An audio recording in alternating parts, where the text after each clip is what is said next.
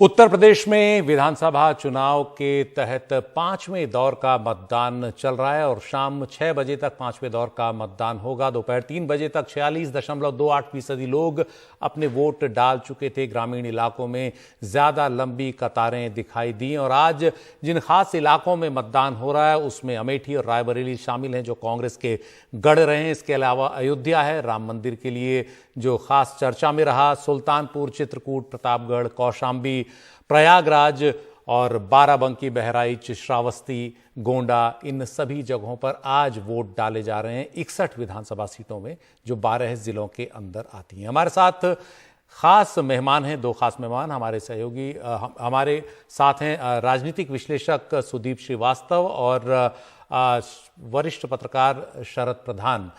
सबसे पहले शरद जी, आपसे 5 दौर का मतदान, अब लगभग पांचवें दौर का भी पूरा हो गया है। यूपी में हवा किस ओर बह रही है? पश्चिम से पूर्व की ओर बढ़ा है पूरा मतदान?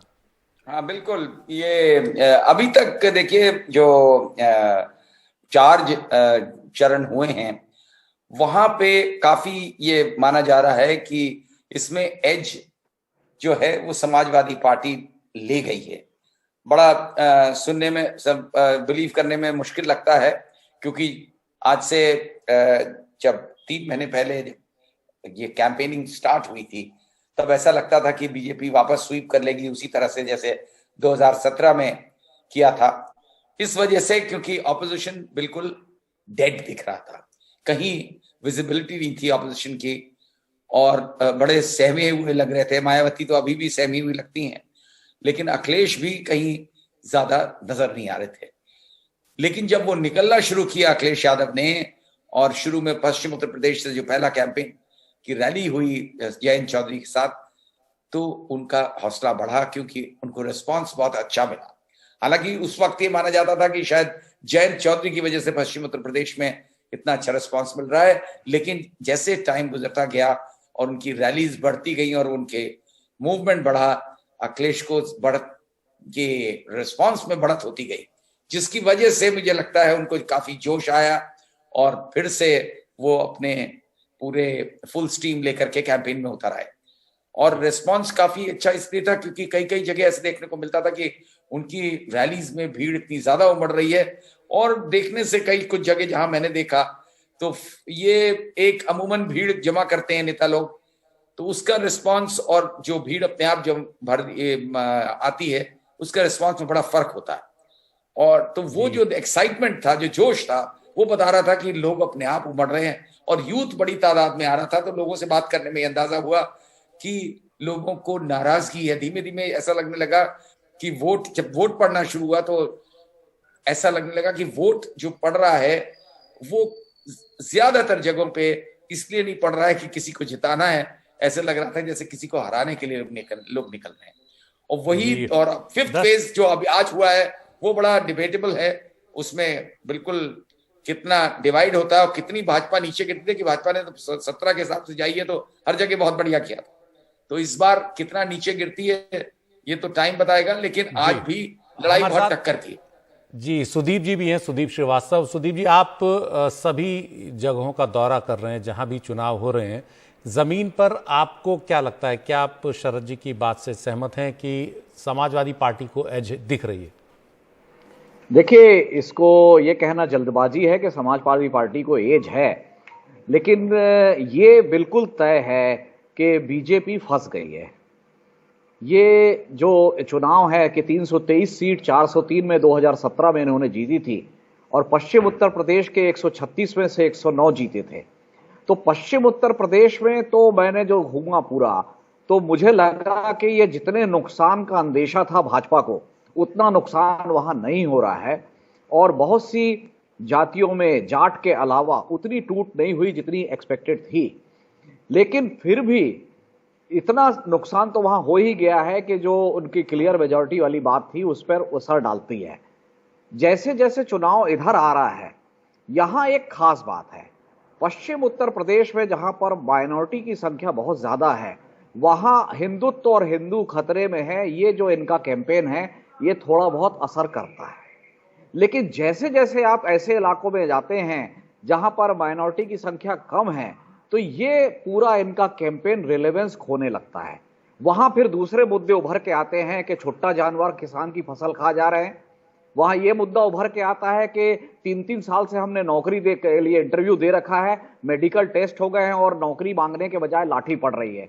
ये भी फिर उसमें होता है कि अखिलेश 2017 में भी जब हारे थे, उस समय भी कोई अखिलेश को बुरा सीएम नहीं कहता था, यह कहता था समाजवादी पार्टी की सरकार खराब है।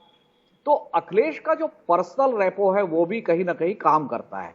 बसपा जो नहीं लड़ रही है गंभीरता से इस चुनाव को, शुरू में भाजपा को लगता था कि उसका फायदा उनको होगा, लेकिन अभी अभी कुछ दिन पहले जो अमित शाह जी ने यह कहा कि बसपा अपना रिलेवेंस नहीं खो रही है, यह साफ बताता है कि वो इस बात में चिंतित हैं कि बसपा के सीरियसली नहीं लड़ने से माइनॉरिटी कंसोलिडेशन तो हो गया सपा के फेवर में, लेकिन जो वो 80-20 करना चाहते थे वो 80-20 नहीं हो पा रहा है।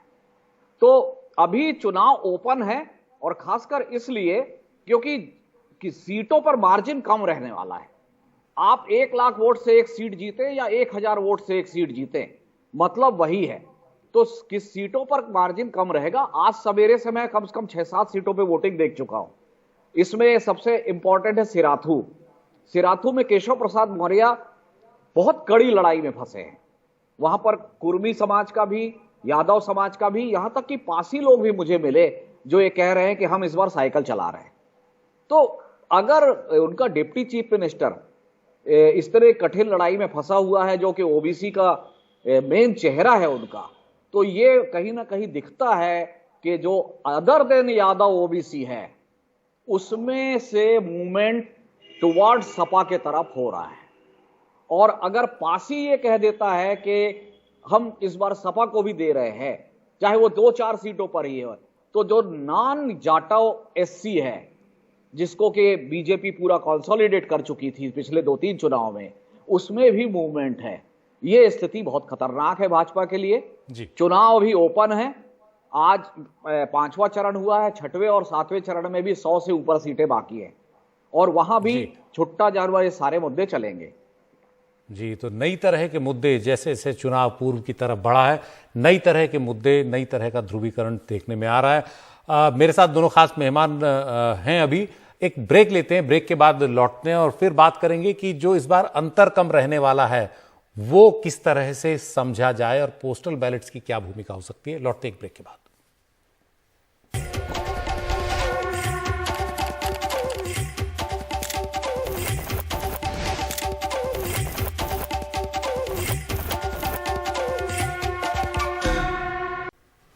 यूपी में 5वें दौर का मतदान अब बस खत्म होने को है अगले 20 मिनट में, और इस बार मुकाबला कड़ा रहने वाला है। कई सीटों पर इस बार ये देखने में आएगा कि काफी कम अंतर से हार या जीत हुई। शरद प्रधान इस वक्त हमारे साथ हैं, वरिष्ठ पत्रकार।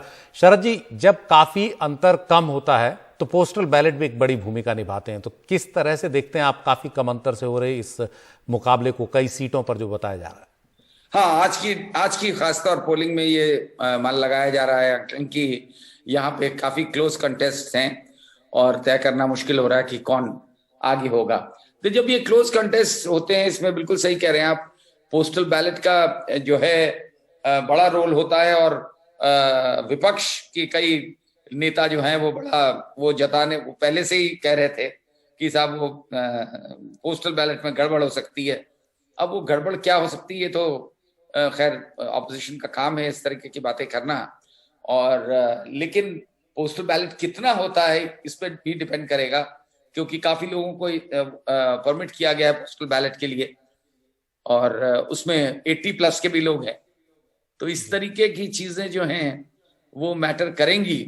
तो क्योंकि जब बहुत कम उससे हार जीत साबित होने लगे तो इसका नेचुरली रोल बढ़ जाता है। लेकिन अभी देखने वाली बात यह कि जो मेन मुद्दे हैं, और जैसा मैंने कहा, ये जो नॉन ओबीसी या नॉन यादव ओबीसी जो है उनका किस तरफ रुख रहता है। इतना ही वक्त था। शरद जी, बहुत बहुत धन्यवाद इस जानकारी के लिए, इस विश्लेषण के लिए।